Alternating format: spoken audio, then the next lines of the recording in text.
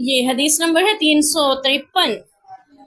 حضرت انس رضی اللہ عنہ عشاء کی نماز کا بیان کرتے ہوئے کہ دیر سے ہم نے پڑھی، پورا واقعہ بیان کرتے ہوئے فرماتے ہیں گویا میں اس شب میں آپ کی انگوٹھی کی چمک دیکھ رہا ہوں،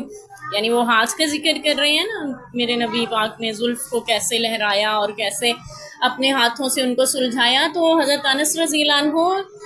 نبی پاک کی انگوٹھی کا بھی ذکر کر رہے ہیں، وہ بھی چمک رہی تھی، اس کی چمک بھی مجھے یوں لگ رہا ہے جیسے میری آنکھوں کے سامنے آج ہی ہو۔ تو یہ نبی پاک صلی اللہ علیہ وسلم کے حلیہ مبارک کو ذکر کرتے ہیں۔ ابو موسیٰ اشعری اگلی روایت حدیث نمبر 354 میں یہ بیان کر رہے ہیں کہ نبی پاک صلی اللہ علیہ وسلم نے فرمایا جو شخص 2 ٹھنڈی نمازیں پڑھ لے گا جنت میں داخل ہوگا۔ ایک تو فجر کی نماز ہے، دوسرا عصر کی۔ فجر کی نماز پوری رات گزارنے کے بعد آپ وقت پہ جب اٹھتے ہیں نا، آپ کی وہ سستی، وہ کاہلی، وہ نیند کا خمار، اس کو ختم کرنا، دور کر کے بستر چھوڑ کے رب کی بارگاہ میں کھڑا ہونا بہت گران گزرتا ہے، لیکن جو شخص یہ پڑھ لیتا ہے